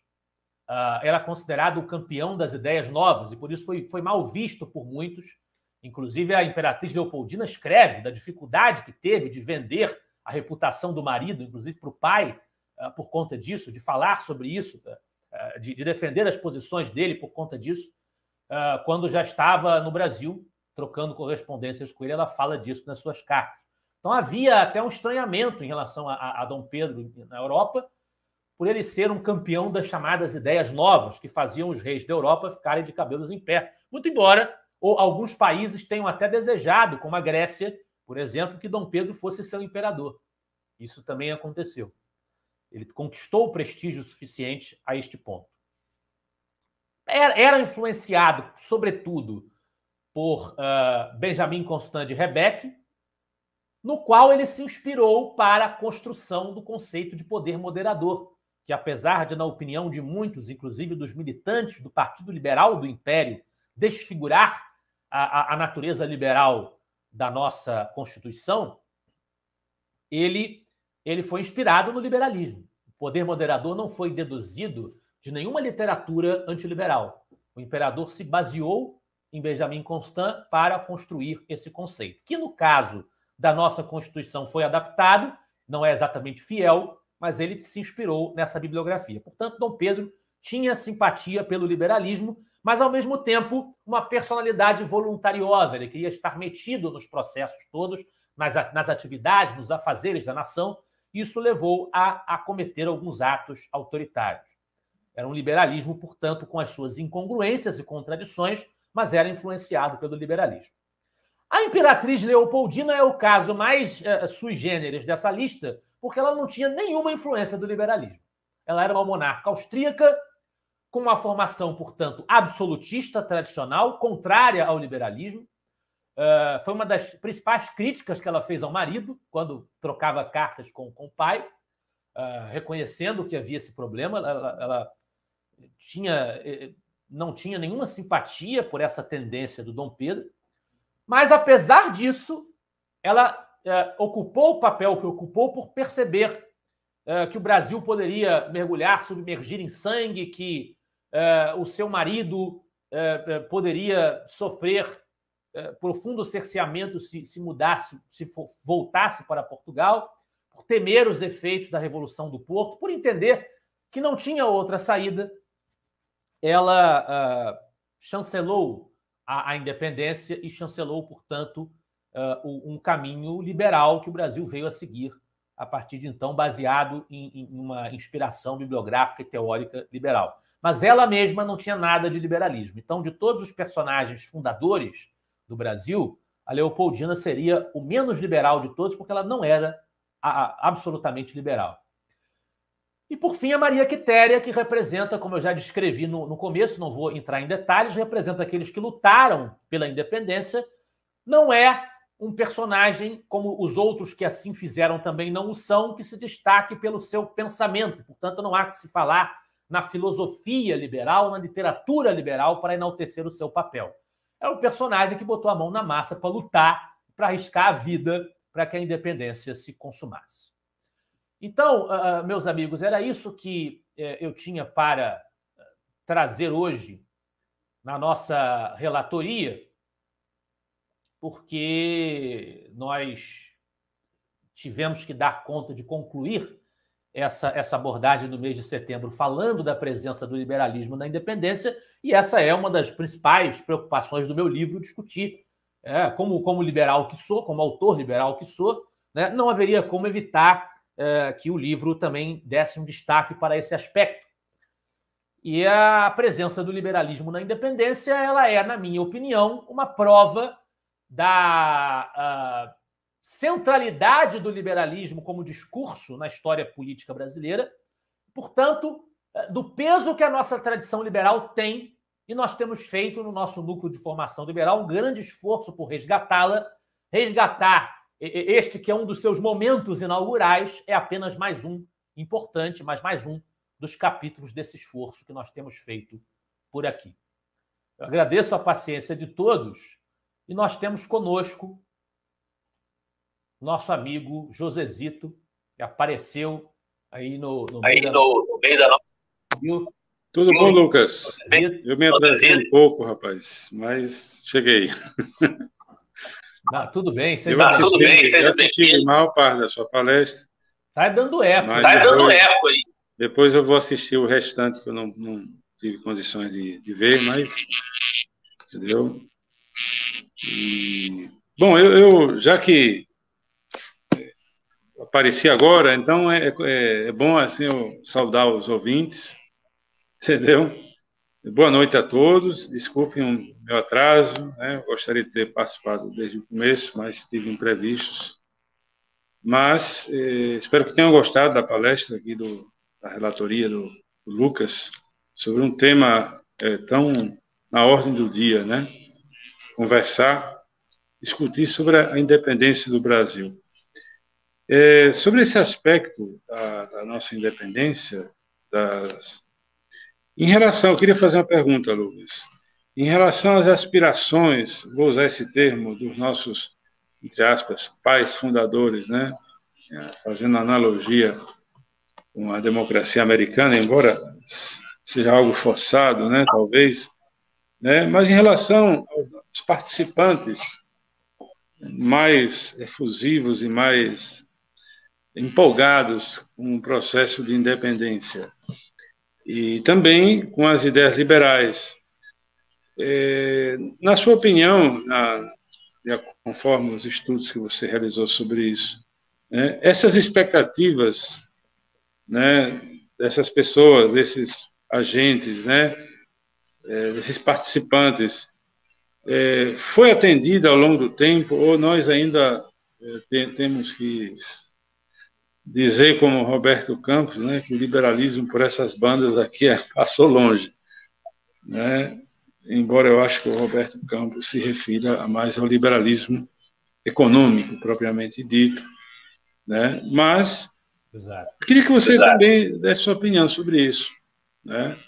Não só em relação às aspirações dos participantes da época, assim, mas em relação a esse período de 200 anos de construção em que conseguimos avançar. O Brasil é uma sociedade liberal até que ponto? né? Até que ponto nós conseguimos construir liberdades públicas, liberdades políticas, liberdades econômicas, né? Se esse sonho, né, da independência evoluiu ou, digamos, paralisou-se ou está empacado, né, no meio do caminho. Primeiro em relação... Acho melhor mutar pouco aí, porque está dando eco.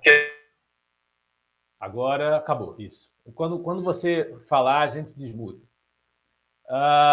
Primeiro, em relação especificamente aos próprios pais fundadores em si, eu acho que algumas coisas, apesar das diferenças que existiam entre eles, algumas coisas os uniam. Primeiro, praticamente todos eles tinham intenção de manter o Reino Unido. Mudaram de ideia porque as circunstâncias obrigaram que assim fosse feito. Isso vale para todos os nomes que eu citei aqui, com exceção da Maria Quitéria, que não era pensadora, não era esse o aspecto. Pura e simplesmente. Repete. Nenhum deles queria o retorno ao status colonial, ao status quo ante. Né? Exatamente. O que os unificava era isso. Eles não queriam esse retorno, eles queriam, mas tentaram manter a união até quando deu. Unia a todos também o desejo de manter a integridade do território, mesmo fazendo-se a independência, que a América Portuguesa e o Brasil, no caso o Brasil, mantivesse exatamente a mesma extensão que tinha, que não se fragmentasse em pequenas repúblicas, em pequenas nações variadas, como aconteceu com a América Hispânica, e que se construísse no Brasil uma monarquia constitucional. Todos eles acabaram, de alguma maneira, em alguma medida, em alguma intensidade, concordando com esse programa geral. No caso da monarquia constitucional, eles tiveram sucesso, embora ela não tenha perdurado para além do século XIX. Tiveram sucesso também na manutenção da integridade territorial, com exceção de algumas áreas, como a Cisplatina, que depois se desligaram, mas eles conseguiram criar um país com uma existência única e sem grandes, ao fim das contas, houve as tensões do período regencial, houve batalhas na República Velha, houve a batalha, a Revolução Constitucionalista de 32, a Guerra Civil em São Paulo, houve tudo isso, mas não perduram até hoje ódios entre as regiões do país.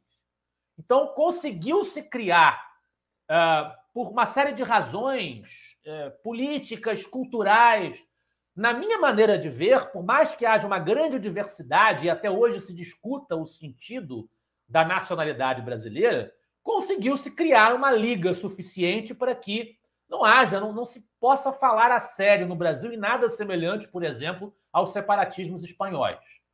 Então, sob esse ponto de vista, o projeto...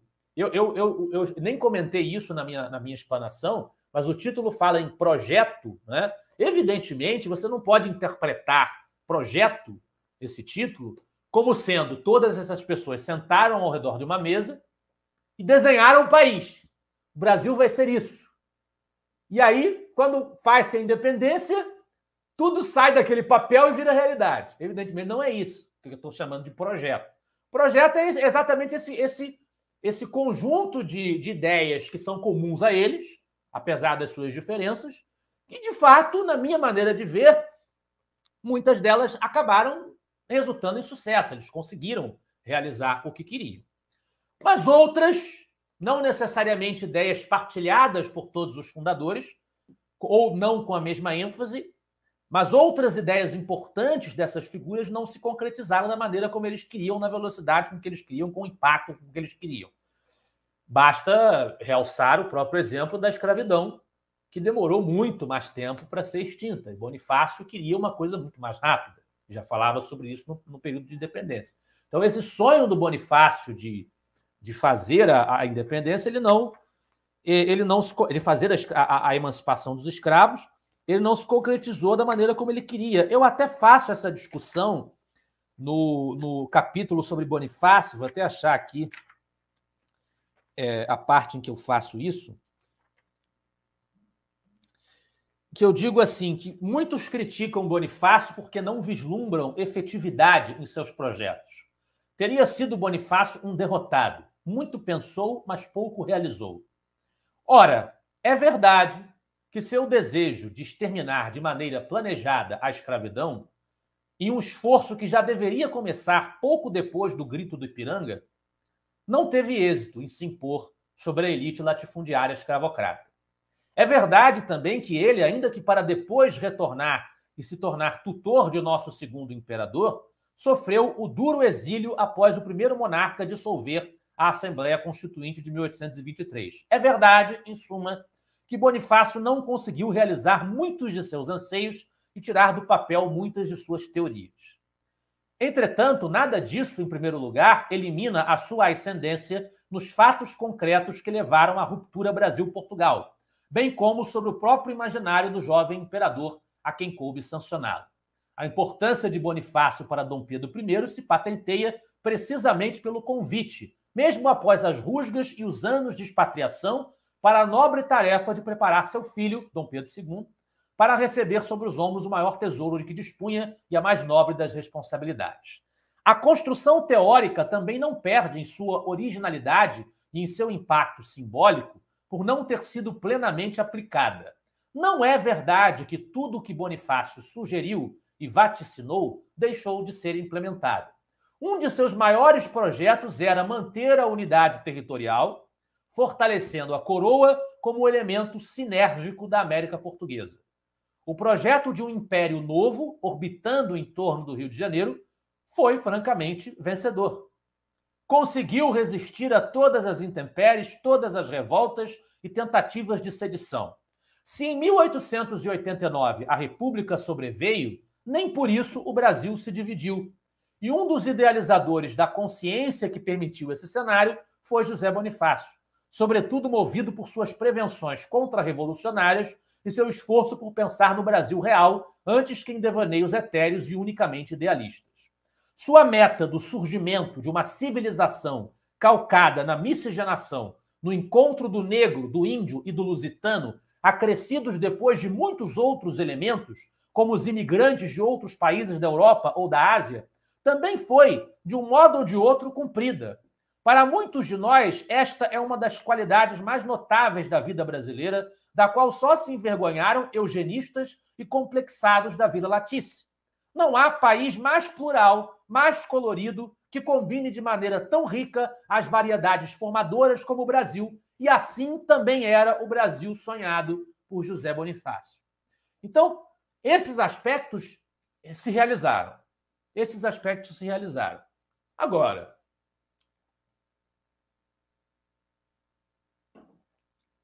o Brasil, assim como Portugal, também foi influenciado profundamente pela cultura política do patrimonialismo que se reforçou num sentido, numa tônica modernizante, como vão dizer o professor Paim, o Simon Schwartzman, numa tônica modernizante a partir do Marquês de Pombal.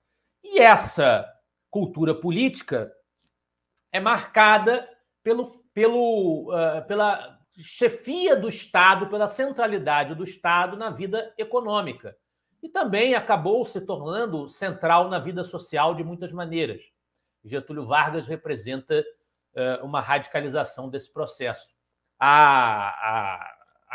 O tecnicismo positivista, o militarismo jacobino dos republicanos, que leva à ruptura simbólica com a coroa, ele prepara o terreno para essa anomia simbólica que levaria ao Estado Novo, mas no próprio Império nós já temos a convivência com elementos desse patrimonialismo e nós já temos uma profunda dificuldade de enraizar o nosso sistema representativo em bases orgânicas. Basta a gente ver que o segundo reinado inteiro passa-se o tempo discutindo como é que se pode fazer para que as eleições sejam mais reais, sejam mais corretas, para que elas não sejam facilmente manipuláveis pelas elites políticas, seja a elite regional, seja aquele que ocupa a presidência do Estado da época, a presidência da província da época, né? Que na época se falava em presidentes e não governadores. Também na República Velha ainda era assim. Então, esse legado liberal brasileiro conviveu com uma estrutura social e uma cultura política que lhe eram hostis, que lhe eram adversas. E isso marcou a nossa formação. Então, eu diria que não, o Brasil não é uma sociedade liberal, no sentido ideal do termo, embora a gente possa também discutir o que seria ideal, porque não existe isso em absoluto. Quer dizer, a gente sempre tem aproximações de princípios. A gente não tem essa coisa do ideal que equacione e elimine todos os conflitos. O Brasil tem muitas carências, ainda no sentido das principais agendas teóricas do liberalismo, que também eram agendas teóricas do liberalismo no próprio século XIX, a começar pela qualificação do seu sistema representativo, que ainda é repleto de problemas que atravancam e tornam, em diversos aspectos, disfuncional o seu sistema democrático. A gente já passou por vários desses tópicos nos autores que a gente estudou ao longo desses meses de núcleo de formação liberal. Então, sob esse ponto de vista, de uma nação marcada pelo império da lei, que império da lei onde nós temos, hoje na Nova República, o caos do nosso judiciário, em que os ministros do Supremo Tribunal Federal, por exemplo, decidem o que querem de acordo com o que dá na telha, com que o momento lhe parece mais conveniente, que inclusive se intrometem nas disputas político-partidárias, estão aí dando pitaco o tempo inteiro, em vez de adotarem a parcimônia e a sobriedade que deveriam adotar.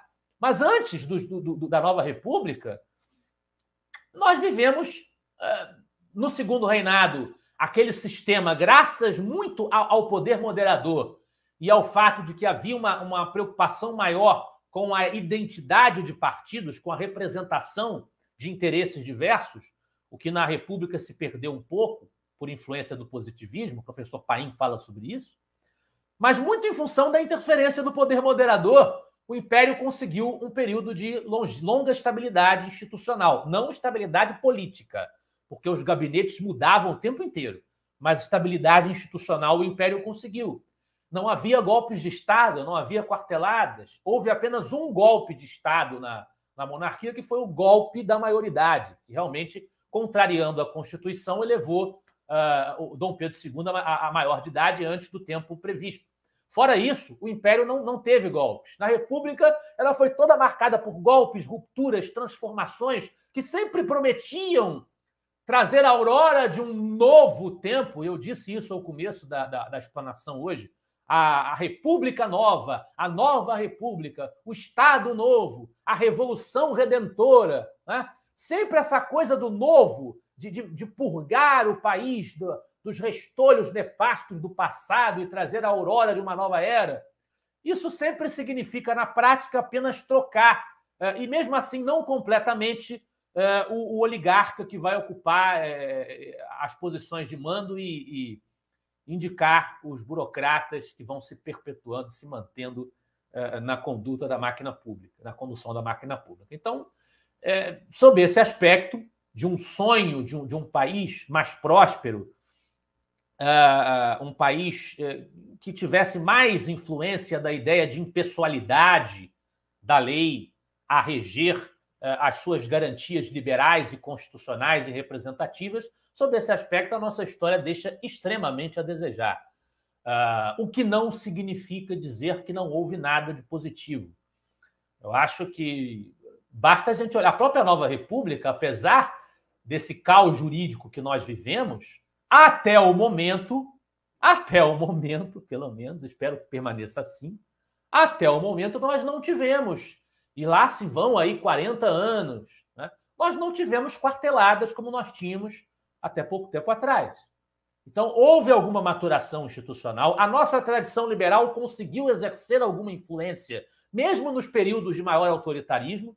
No regime militar que nós tivemos nos anos 60, 70 a 80, nós tivemos um regime militar mitigado no sentido de que, envergonhado, no sentido de que ele até, mesmo sendo uma ditadura, promoveu alternância de mandatários.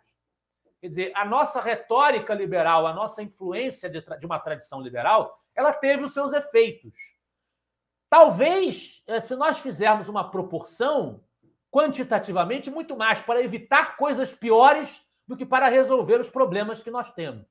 Mas ela teve a sua influência, eu acho que essa influência não é desprezível, e essa influência merece ser resgatada e cultivada, como eu sempre digo, porque para enfrentar os problemas, nós precisamos dos anticorpos que o nosso próprio organismo gera, nós precisamos do liberalismo brasileiro para combater o antiliberalismo brasileiro, portanto, não há que desprezá-lo, mas, sob a maior parte dos aspectos, nós deixamos muito a desejar. Esse sonho do Bonifácio de criar-se uma Atenas da América, caso nós não fôssemos tiranizados pelo despotismo, Getúlio Vargas e Floriano Peixoto trataram de colocar por terra esse sonho do Bonifácio. Ele não aconteceu e eu acho que ainda está a léguas de acontecer, numa nação em que ainda se glorifica tanto a ignorância, né? Eu acho que ainda está a léguas de acontecer uma Atenas da América.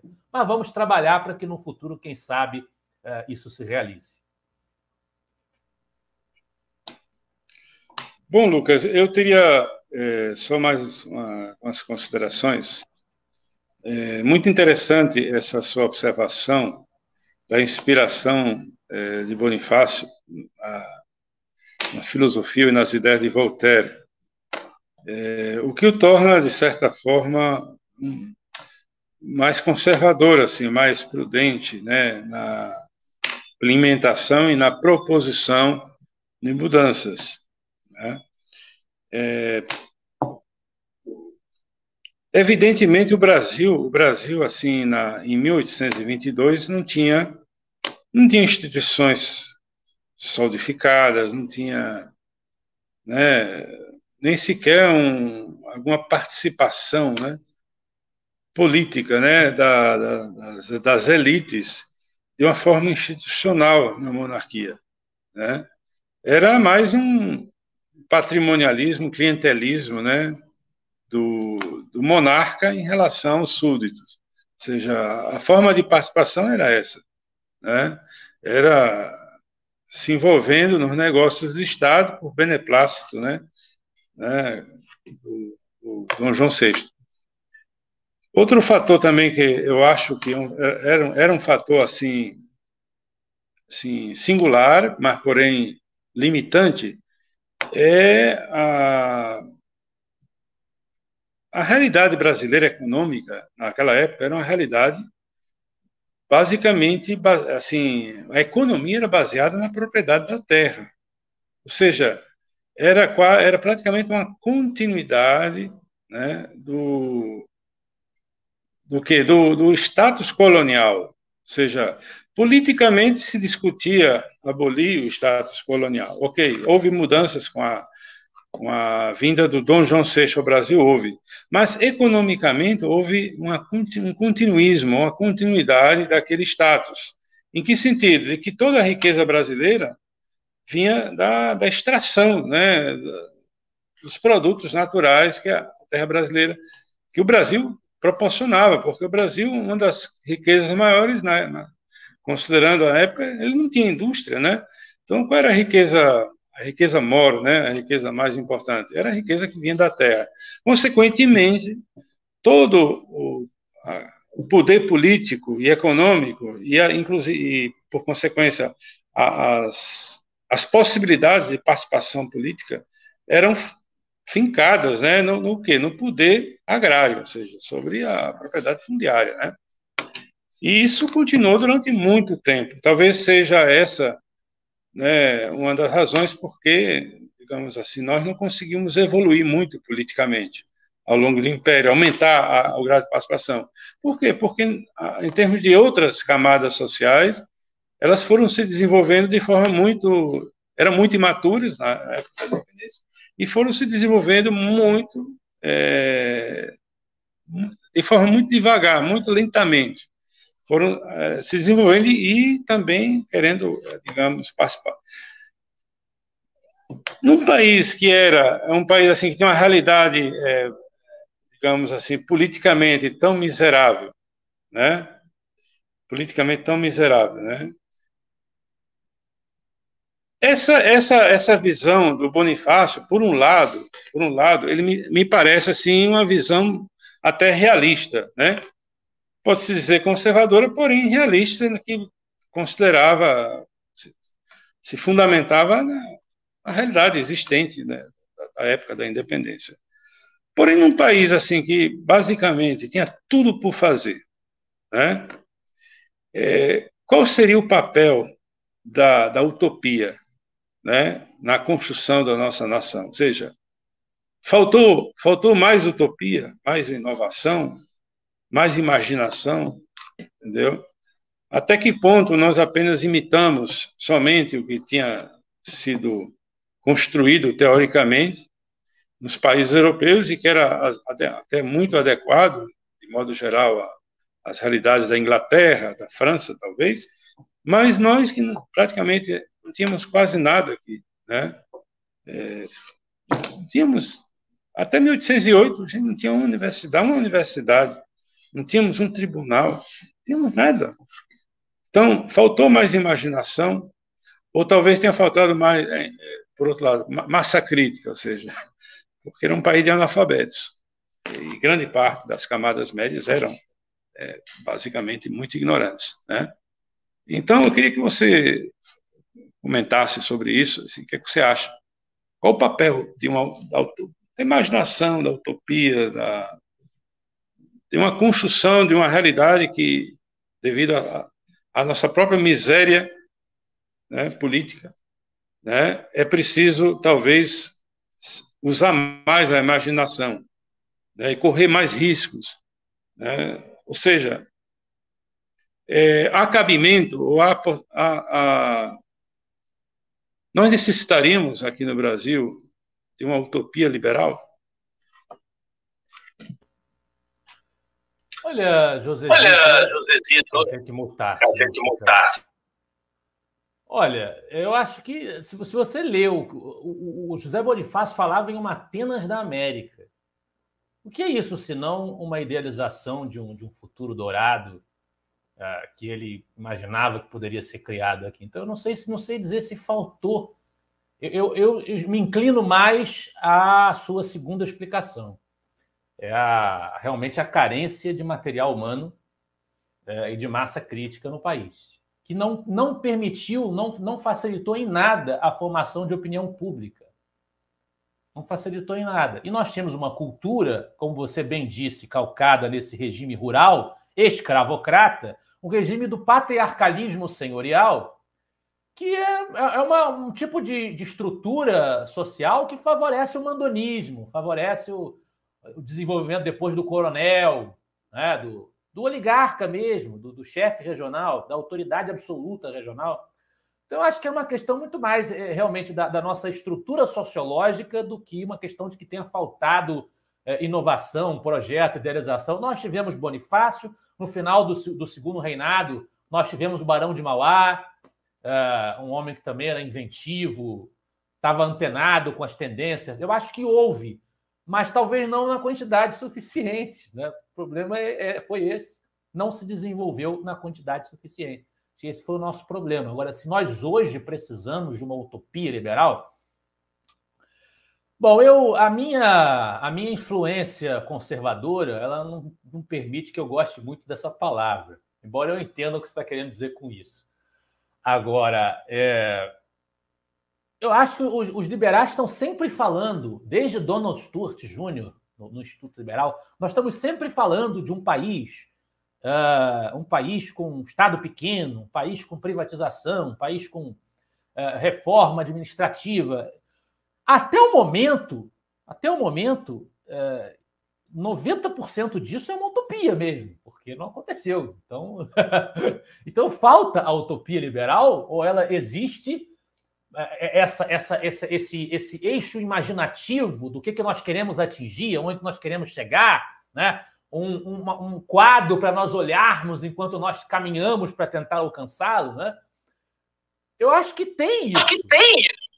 Eu complementando o que eu estava querendo dizer sobre essa questão utópica, eu me lembro assim que nossos liberais repetem muito essa questão, essa frase do Hayek, né, sobre a a ordem espontânea. Ora, que ordem espontânea nós tínhamos na época da independência, né? E que ordem espontânea nós conseguimos ter até agora, né? Confiar tudo na ordem espontânea não seria, talvez, né, uma das causas, né, dos liberais, digamos assim, também não terem conseguido influenciar muito a realidade, né, com ideias propositivas, esse medo à utopia, esse medo à proposição de reformas parciais e sempre, talvez, visando o ideal, né, do que propriamente transformar o real. A necessidade da gente ter uma visão mais programática e olhar para as questões objetivamente, ter respostas pragmáticas a situações concretas, isso aí eu concordo com você. Agora, eu acho que a questão da ordem espontânea, não tem como ter ordem espontânea se não tiver liberdade. E não tem liberdade, a culpa não é da ordem espontânea. A ordem não é espontânea no Brasil. Que ordem espontânea é essa que nós temos aqui, que supostamente nós confiamos nela esse tempo todo, se não tem ordem espontânea? É um bando de burocrata o tempo inteiro mandando, cartório aqui, o cartório não me deixa aqui, no Instituto mesmo, o cartório está atrapalhando lá para a gente fazer lá a aceitação de mudança de estatuto. Que ordem espontânea é essa? O problema é que a gente tem muito pouca ordem espontânea aqui. Eu não acho que o Hayek esteja fora da razão, não. Eu acho que a questão dele é pertinente ao nosso cenário também. Nós não fazemos ordem espontânea, nós não temos ordem espontânea. Nós temos uma ordem, maciçamente uma ordem artificialesca dirigida pelos burocratas. Então, os liberais querem acabar com isso.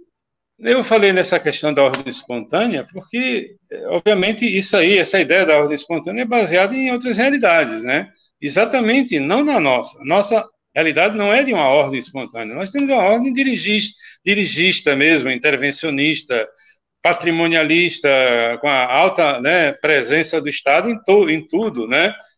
Ou seja, é uma ordem cartorial, inclusive, né? O que você está querendo dizer? O que você está querendo dizer é que a gente precisa sujar as mãos. A gente precisa sujar as mãos, entrar lá no batente para tentar resolver o problema. Não é só confiar que ficar pregando, não é isso? Em relação à realização dos ideais e tentar, de uma forma como né, era uma coisa que Lenin criticava, por exemplo, nos socialistas da sua época, ele criticava os reformistas, entendeu?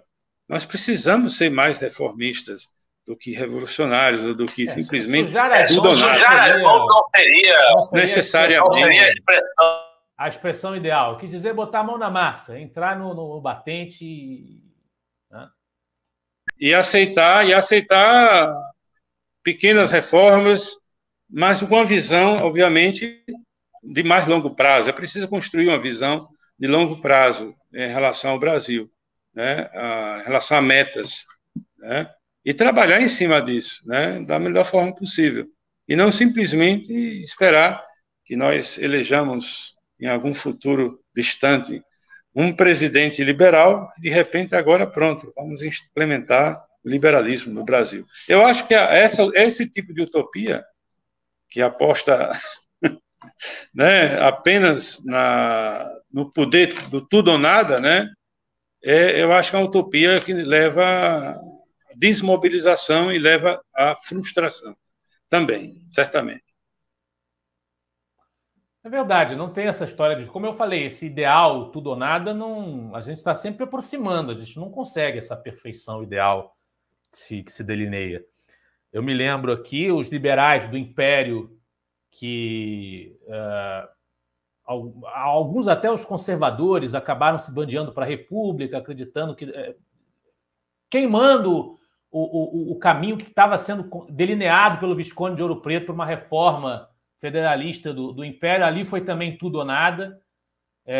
Eu não quero a monarquia, não quero nada do que existe hoje. Vamos mudar para um sistema totalmente diferente, porque aí a gente vai conseguir modernizar o país e progredir. A ordem e progresso positivista.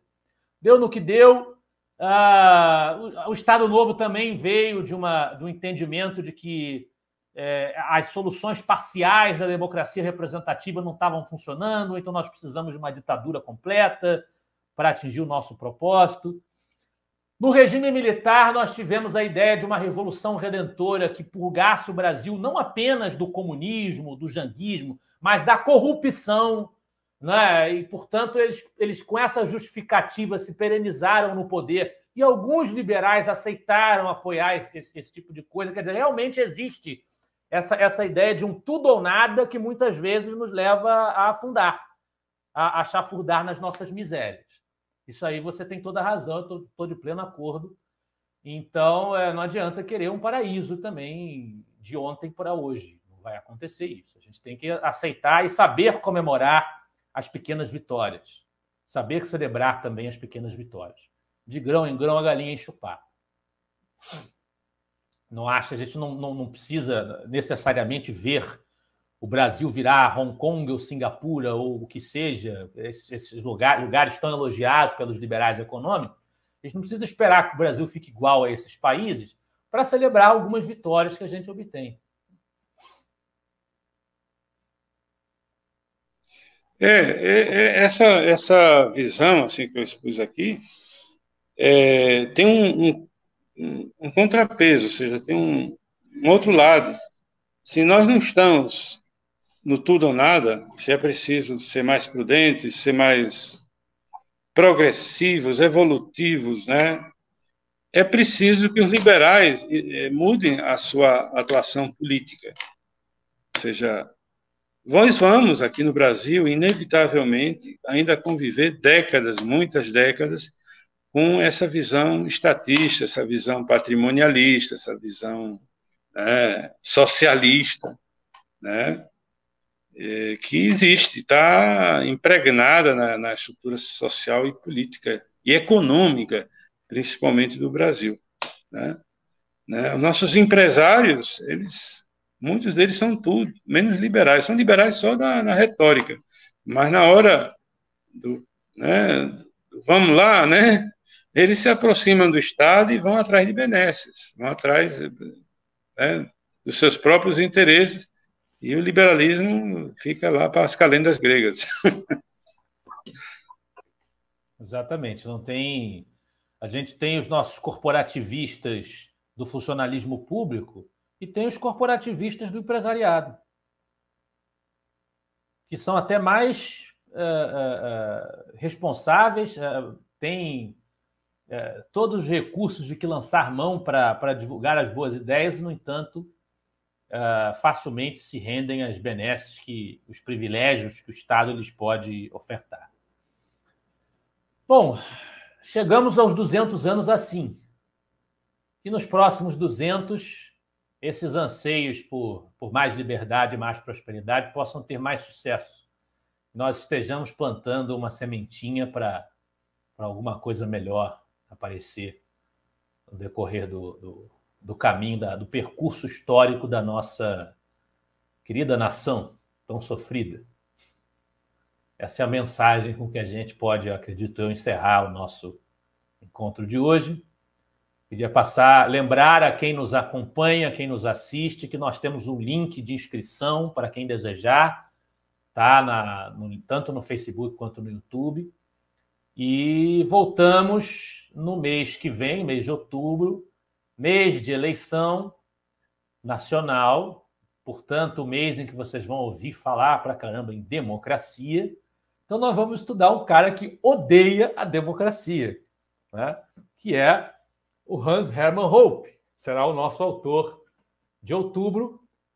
Para nós sermos rebeldes um pouco, né? Nós escolhemos exatamente em outubro, na eleição, um autor que odeia a democracia para ser abordado nos nossos encontros. Josezito, despeça-se do nosso público.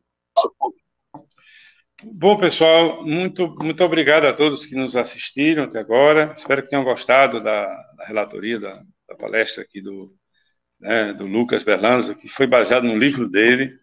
É um livro muito interessante. Eu não li ainda, viu, Lucas? Mas eu vou ler oportunamente. Certamente é um livro de muita qualidade, como tudo que você escreve. Então, recomendo que, se puderem ler o livro do Lucas, leiam. Nesse mês foram lançados outros livros também, né? Mas o seu já tinha sido lançado, não é isso? Acho que foi em agosto ou foi julho? Foi lançado em agosto de 21. Sim, a versão tá. brasileira. A versão brasileira. E a portuguesa saiu agora. Ah, pronto.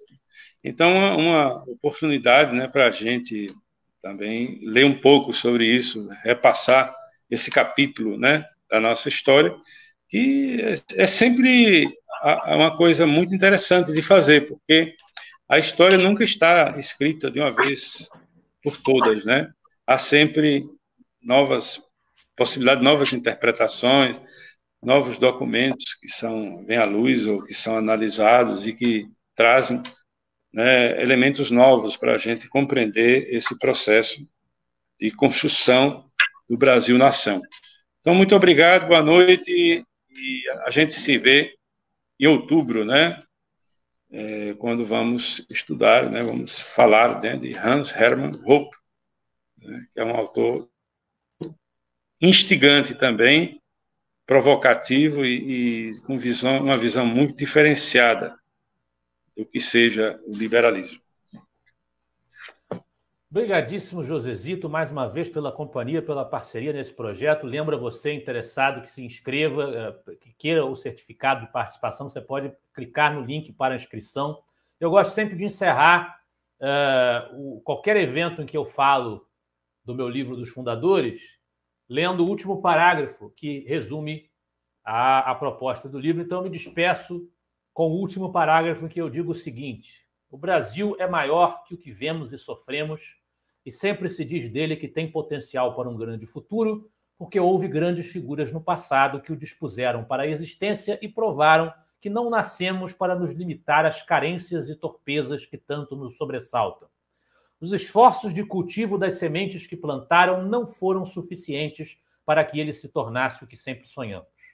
Não conseguiremos fazer com que se torne, não nos envolveremos em uma obra legítima de edificação de novos rumos e maiores sucessos, se nos convencermos de que para isso é preciso endossar o complexo crônico de vira-latas e jogarmos o bebê fora com a água do banho. Um país não é uma tábula rasa.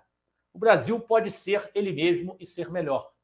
Para buscar o melhor do futuro, é missão dos nossos contemporâneos e das gerações por vir um reencontro com as lições aprendidas e com esses modelos de virtude e sabedoria, tanto quanto com os tropeços que deixaram seu testemunho no passado. Os novos projetos devem ser capazes de aproveitar os aspectos positivos dos antigos. Os brasileiros devem bradar por um novo amanhecer, mas esse brado ainda vem do Ipiranga. Nunca nos esqueçamos disso. Um grande abraço a todos. Até a próxima.